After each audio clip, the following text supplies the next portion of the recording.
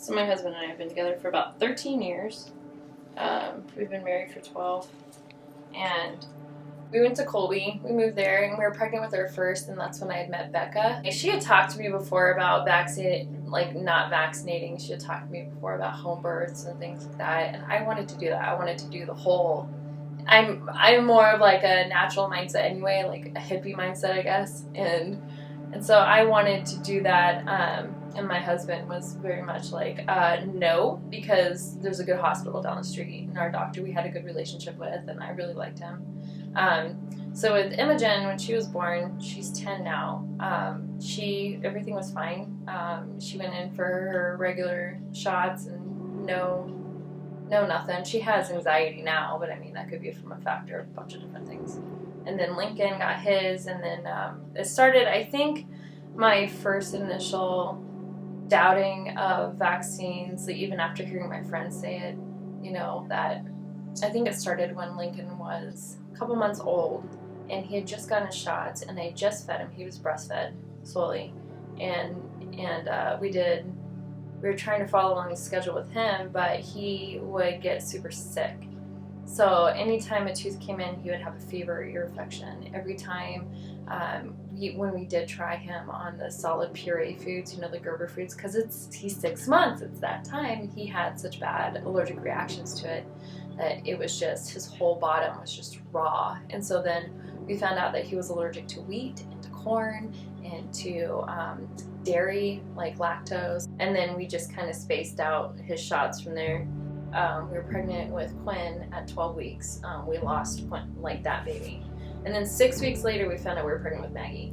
So it happened crazy fast. So God wanted her here for a reason. Her birth was perfect. He got to say, when she came out, he was like, oh, it's my Maggie. And it was so special.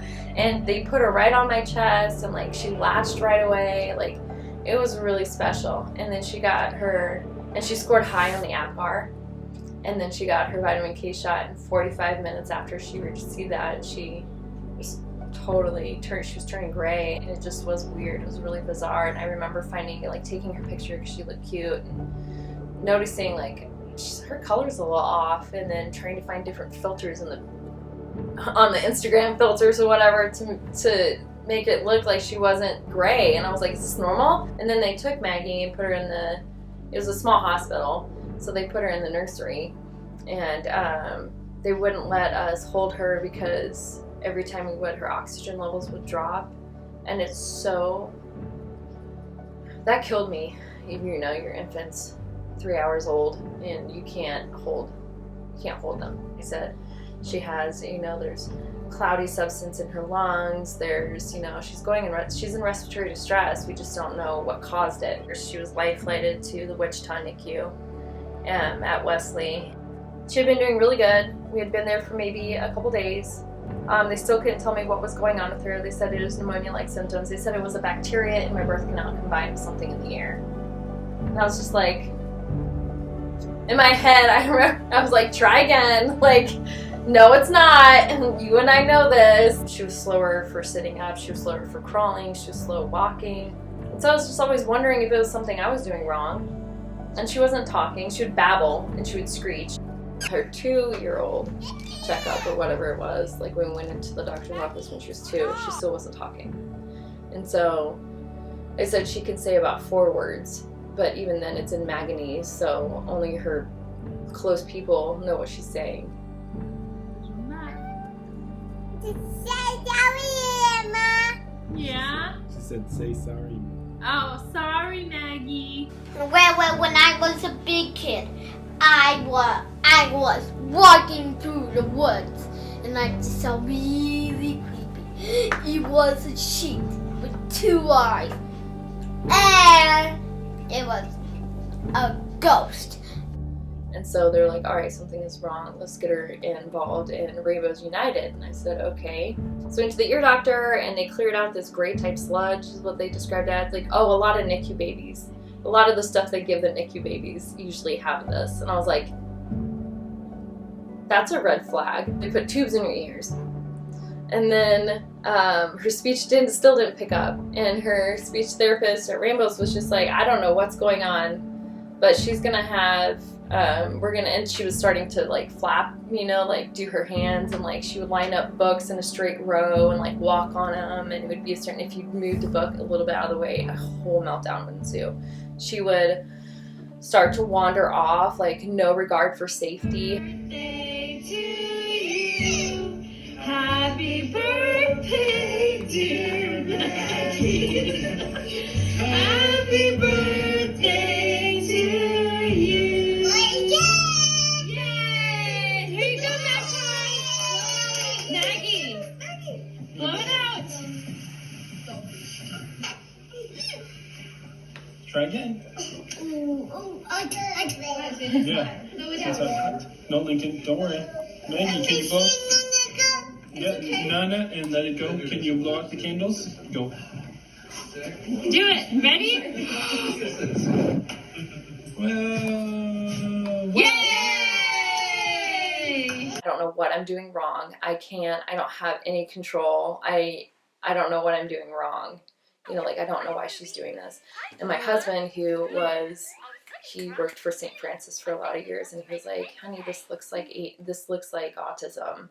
I think she's autistic. And I was like, hell no. No, she's not. You know, like, we are not, no. That's like out of all disabilities, that one is like really hard. There's a whole other spectrum to it. You know, like, this is behavior stuff. This is neurological disorder that like predominantly affects behaviors and like emotions. And I was just like,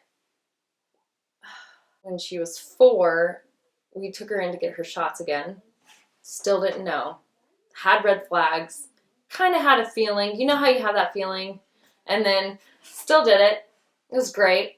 And all of her progress, like she was speaking, like not clearly, but she was saying more words. All of that was just lost. She had done positively. She wasn't running off anymore. Like behavior tantrums are now like her behaviors. If she's having a meltdown, it won't last for an hour and a half. Now it'll last maybe for half an hour. She's not spitting anymore.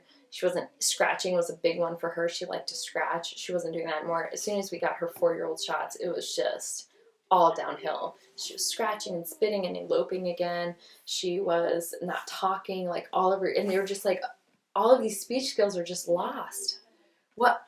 It was such a rapid regression. Like even the doctors scratching their heads, like, and even like her teacher was just like, that was really bizarre. So they were like, oh, you have an autistic kid and they have an autistic kid. You guys should meet up together. And I was like, okay, great, let's do this. So when I walked up to Danielle's house, she had signs out in her yard and on her windows in her house and stuff saying like, don't drink the water. There's fluoride in it. They're poisoning you. Chlorine and fluoride. Did you like think about your shots? Like she is totally anti-vaxxer, and or it's not anti-vax, it's ex-vaxxer. And so when we had met, she had told me everything, and I just sat there and I was like, oh my gosh, that's Maggie. This is Maggie. That's Maggie. You know, like over and over again. I was like, tell me more. Like I couldn't hear enough. Like tell me more. Tell me more. Where do I need to be directed? Where do I need to?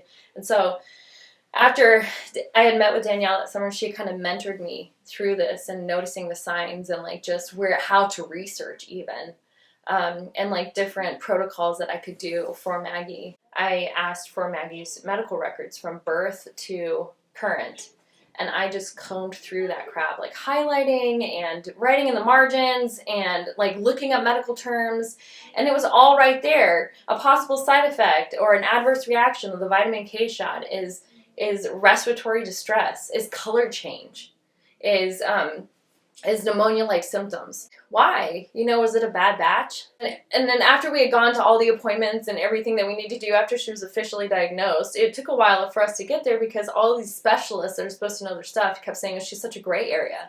She's such a gray area. We don't know what to do. She's such a gray area. So then all of a sudden this inconsistent stutter pops up and they're like, well, does she have like epilepsy? Is she having absent seizures or silent seizures? And so then we went to get an MRI done and went through that process and found out that she has scar tissue on the left side of her brain. And where that scar tissue is, from swelling, from shots, where that scar tissue is affects her speech and language processing. Wow! Thanks, Daddy, because like, let it in! And with Maggie, it's like 2 steps back. It's 5 steps for us to make that up. Of trying to get Maggie where she will be independent and successful. And she's only 7, but it's like from the time she had, like we had an inkling to now, it has been a fight for everything. I'm fighting for Maggie. Like, I realize that my calling is more like advocacy work now. You know what I mean? Like, for parents, like, we didn't know how the IEP process worked, and we didn't figure that out until we had Maggie. Hi. Yeah. Hi. Yeah. Did you hear her say dada?